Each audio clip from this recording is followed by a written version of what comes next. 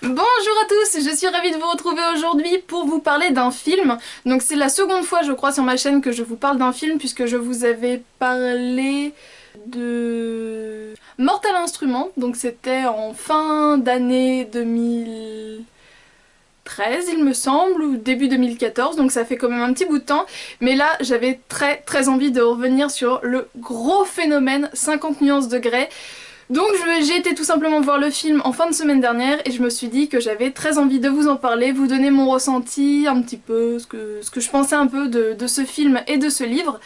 Donc c'est parti. Alors pour commencer, il faut savoir que je n'ai pas lu les livres, tout simplement puisque ce phénomène, cette ambiance où tout le monde se rue sur le livre, tout le monde le lit en même temps, ça m'a complètement étouffée et j'avais en tête de le lire, mais plus tard. Voilà, le fait de le lire en même temps que tout le monde au moment de sa sortie, cet engouement général m'a littéralement étouffée, donc je ne voulais pas le lire à sa sortie directement. Et c'est vrai que j'avais quand même d'énormes préjugés sur l'histoire, puisque pour moi c'était vraiment... c'était une histoire d'amour très niaise, très plate, et justement toutes ces scènes érotiques un peu SM, c'était vraiment pour donner un peu plus de relief, un peu plus de piquant, pour attirer un peu plus l'attention du lecteur. Et donc c'était pas forcément quelque chose qui m'intéressait, puisque voilà, un livre qui cherche, un roman qui cherche à choquer pour choquer, ça m'intéressait vraiment pas du tout, donc je me disais je le lirai un petit peu plus tard, on verra, on verra. Et le film a été annoncé, donc je me suis dit, eh bien finalement je ne vais pas me fouler, je vais tout simplement aller au cinéma, regarder ce film, je me ferai mon avis et je verrai si je donne suite à cette aventure ou pas. À la vue des premières bandes annonces du film, j'ai encore eu pas mal de préjugés puisque bah voilà, c'était le phénomène 50 nuances de Grey qui débarquait sur grand écran, le truc de ouf, le truc du siècle, le truc que tout le monde va aller le voir obligatoirement. Et donc voilà, cet énorme matraquage publicitaire, ça m'a gonflé et surtout que ça a forcément été beaucoup repris sur les réseaux sociaux. Donc je pense que j'ai vu toutes les bandes annonces au moins 15 fois, puisque du coup dans tous mes contacts tout le monde les partageait, donc c'est bon, j'avais compris que le film sortait aux alentours de la Saint-Valentin.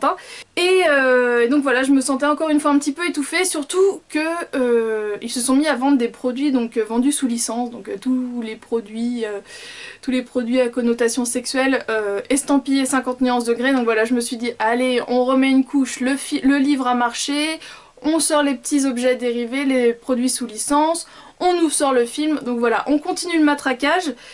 Mais dans tout ça, un petit peu de légèreté, à force de voir toutes ces bandes annonces, et bien je me suis dit que les musiques avaient l'air vraiment superbes.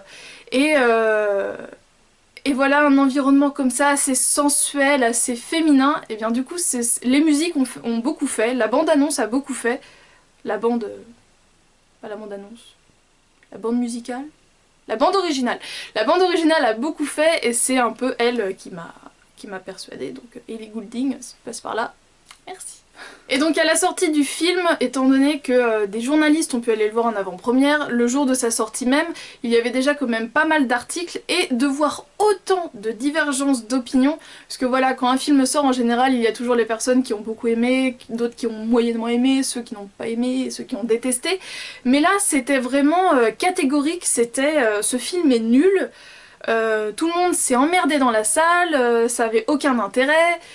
Et à côté de ça, je voyais des filles qui avaient été le voir, donc des contacts que j'ai sur Facebook qui disaient bon bah voilà, c'était pas mal, ou alors c'était très fidèle au livre. Et c'était vraiment les opposés. Il y avait très peu de personnes, on va dire neutres, oui c'était un bon film, mais bon, c'est pas le film de l'année, c'était soit j'ai adoré, soit j'ai détesté. Donc, j'avais encore plus envie d'aller le voir.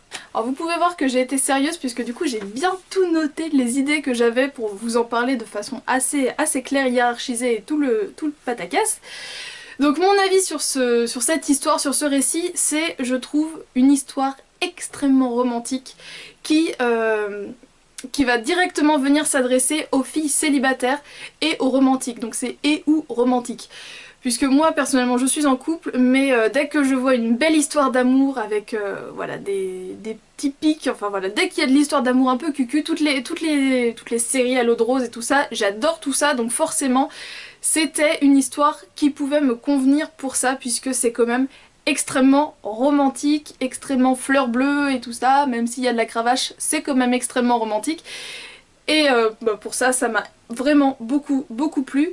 Et je trouve que c'est vraiment une histoire qui donne envie de croire que n'importe quelle femme, la plus banale qui soit, donc n'importe qui, peut vraiment tomber sur sur le mec parfait, le mec riche, beau, avec du charisme, que toutes les autres femmes pourront lui envier. Donc voilà, n'importe qui peut tomber sur le prince charmant, au final c'est un peu ça.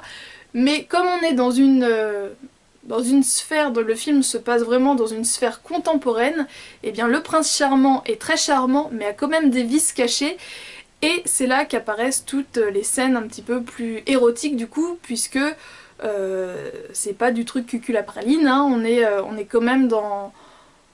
Voilà, c'est pas comme ce qu'on avait jusqu'à présent, des histoires où l'histoire d'amour se passait dans un château, c'était des princesses, de machin. Non, là c'est vraiment quelque chose de très contemporain, donc voilà, qu'est-ce qui est contemporain, qui fait secouer les couettes, qui remue un petit peu les oreillers, et bien c'est tout ce qui est SM, c'est, on va dire... Voilà, c'est un vice, mais sans être trop un vice. Ça reste... nos civilisations peuvent l'accepter. Il y avait également beaucoup de personnes qui critiquaient le fait que les scènes étaient vraiment très suggérées, on voyait rien, c'était nul, alors que justement dans le livre c'était vraiment très hard. Alors, premièrement, ce ne sont pas des acteurs de films porno, ce sont des acteurs tout court. Et clairement, de voir vraiment une scène trash, j'allais pas pour ça, moi j'allais vraiment pour voir quelque chose d'érotique, de suggéré. Donc on a vu la base, de monsieur, la base de la courgette, nous l'avons vue, nous avons vu les fesses et le torse, donc voilà, tout est suggéré, c'est vraiment filmé à la limite, la jambe est placée pour... que l'on ne voit pas les parties intimes, donc je trouve que c'est vraiment très bien filmé, très bien suggéré. Voilà, si on veut voir vraiment un film de cul pur, vous allez sur internet, vous en avez des tonnes, il n'y a pas de souci. Donc oui, forcément le livre était forcément beaucoup plus hard, puisque je vois pas comment on peut, dans un livre, dire elle a entreaperçu la base de sa courgette, alors qu'elle est censée se l'avoir sentie jusqu'aux ovaires. Donc... forcément que le livre était beaucoup plus trash, puisque du coup c'est fait pour faire marcher l'imagination, on va pas censurer un mot, voilà, ils vont pas mettre pour dire cul, ils vont pas mettre C 2 étoiles, non. Forcément, le livre sera beaucoup plus trash. Alors, ce qui m'a frappé au début du film, c'est que j'ai trouvé quand même pas mal de similitudes avec Twilight, qui est donc quand même une saga très romantique, dans le fait, en fait, voilà, la fille banale, très fragile, et le mec que tout le monde veut, hyper puissant, et le mec qui dit non, je suis dangereux pour toi, ne m'approche pas, attention, fuis-moi. Donc voilà, dans cet aspect-là, j'ai trouvé que c'était vraiment très Twilight, voilà, vraiment le stéréotype de la fille, exactement pareil, pas d'expérience, célibataire, qui s'habille pas forcément très bien, donc voilà, tout ça j'ai trouvé que les deux personnages de Bella dans Twilight et donc d'Anastasia se ressemblaient quand même beaucoup. Et vraiment cet aspect, je suis un mec très méchant, très vilain, fuis-moi mais je te colle, on retrouve vraiment cet état d'esprit dans les deux œuvres littéraires. Donc ce que je trouve par contre vraiment très intéressant d'un point de vue économique, c'est que je trouve que ça a vraiment donné un second souffle, un nouveau souffle à l'édition, puisque on avait la littérature jeunesse, tout ce qui était fantasy, qui était quand même un peu sur le devant de la scène, mais c'est vrai que pour des adultes, il n'y avait pas forcément quelque chose qui leur correspondait, je parle surtout des adultes femmes, et du coup je pense que ça a vraiment redonné un renouveau dans le style de la littérature romantique, puisque avant, comme je vous dis, c'était vraiment des histoires d'amour un peu cucu, dans des châteaux, des choses comme ça. Moi, personnellement, je dois en avoir une vingtaine de ces livres-là, donc toutes les histoires un peu cucu comme ça, c'est surtout les éditions Harlequin, et Harlequin avait... sorti il y a quelques années une nouvelle branche qui était donc les éditions Luna, et donc là j'en ai pris un au hasard, donc c'était des livres comme ça. Je les ai arrêtés, j'ai arrêté de les acheter puisqu'il y en avait deux qui sortaient tous les 2 mois et ça commençait à me prendre beaucoup de place et j'avais pas le temps de les lire, donc là je dois en avoir une vingtaine je crois. Et en fait ça se passe dans des univers, ça peut être dans un univers assez contemporain comme Twilight, ou vraiment un univers complètement fantastique. Et donc on a des personnages comme ça qui ont des pouvoirs, ou alors qui ne sont pas vraiment humains, qui sont à moitié centaures, ou ce genre de choses. Et il y a des histoires d'amour qui sont, ma foi, plutôt assez détaillées, mais c'est vraiment pas ça le cœur de l'histoire, c'est vraiment une histoire fantastique. Donc j'avais vraiment beaucoup aimé, puisque du coup dans toutes il y a une histoire d'amour où il se passe quelque chose, mais c'est vrai, voilà, des reconquêtes de royaumes, des vengeances personnelles, ce genre de choses, et du coup j'avais vraiment beaucoup aimé. et d'apporter comme ça un nouveau souffle en faisant de nouvelles histoires d'amour, mais cette fois-ci dans un univers vraiment très contemporain où on peut se retrouver. J'ai vraiment beaucoup aimé.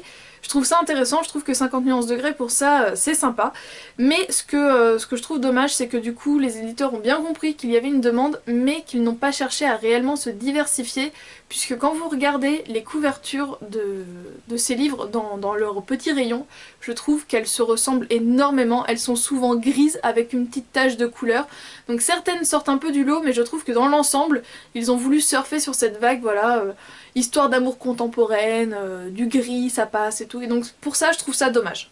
Donc je vous ai dit que je trouvais que c'était une histoire qui s'adressait surtout aux célibataires et ou romantiques, mais je trouve que pour des couples aussi ça peut être très sympa puisque ça peut donner des petites idées pour pimenter un petit peu tout ça. Et pour tout vous dire, ma théorie s'appuie sur le fait que lorsque nous sommes sortis de la salle, donc j'étais avec mes deux parisiennes, quand on est sorti de la salle, un monsieur, on va dire pas très charmant, au téléphone avec son vélo à côté de lui, était tout simplement en train de dire, donc je vous l'accorde, j'étais extrêmement choquée. Et c'est du réel, hein, je ne pourrais pas inventer quelque chose comme ça. Ouais, là je vais chez elle, elle m'a appelé, son mari est pas là, je vais aller me vider les kiwis. Alors cette dame-là doit être sacrément désespérée puisque pour remplacer son mari par une créature aussi peu civilisée, aussi peu intéressante, sans aucun respect, enfin non, elle aurait mieux fait le premier soir où elle a rencontré cette personne, elle aurait mieux fait de lire 50 nuances degrés et le lendemain d'aller chez Monsieur Bricolage, Bricorama ou ce que vous voulez pour acheter de la corde, deux trois trucs en plastique pour serrer et s'amuser un petit peu avec Monsieur quand il reviendrait. Parce que là je pense pas qu'elle puisse tomber beaucoup plus bas. Donc je trouve que 50 nuances degrés, si ça peut apporter un second souffle à des couples un petit peu en perdition, qui ont plus trop d'imagination, puisque on entend assez souvent ça, le poids des années a fait qu'une certaine lassitude s'est installée, il y a moins de piment et tout ça, et ben je trouve ça très très sympa. Donc si ça peut donner des idées aux hommes et aux femmes de petits jeux, de petites... Voilà, mettre du piment sans se fouetter jusqu'au sang, hein, je dis pas ça, mais se mettre dans des situations un petit peu aguicheuses, voilà, je trouve ça plutôt sympa et si ça peut faire baisser le taux de divorce, et ben alléluia. Donc voilà, vous l'aurez compris, c'est quand même une histoire que j'ai réellement beaucoup aimée puisque c'est quand même très romantique, même si Monsieur Gray n'est pas du tout romantique. Au final, c'est génial et de voir déjà que les personnages évoluent juste à la fin du premier livre. Alors par contre, je vous l'accorde, j'ai été extrêmement déçue par la fin. Anastasia, Christian. Quoi? Quoi? Oh non, je m'attendais pas du tout à cette fin-là, j'ai été dépitée et comme on a été le voir au week-end, j'ai pas eu le temps d'aller acheter les livres et là clairement j'ai qu'une envie, c'est acheter les 3 livres puisque je vais relire le premier avant de lire la suite puisque je veux vraiment bien m'imprégner de tout l'univers de l'auteur, vraiment récupérer tous les petits détails qui ont été zappés dans le film. Mais donc voilà, j'ai adoré, je trouve ça génial, c'est... Voilà, quand on est romantique, oui, alors oui, c'est pas le plus grand roman de tous les temps, c'est pas un énorme Victor Hugo, un Jean-Jacques Rousseau ou ce que vous voulez, mais c'est un livre et un film qui, je trouve, font du bien, donc voilà, c'est un petit souffle, une petite brise, un petit coup de cravache, mais ça fait du bien. Je vous fais de gros bisous et on se retrouve demain dans une nouvelle vidéo. Ciao.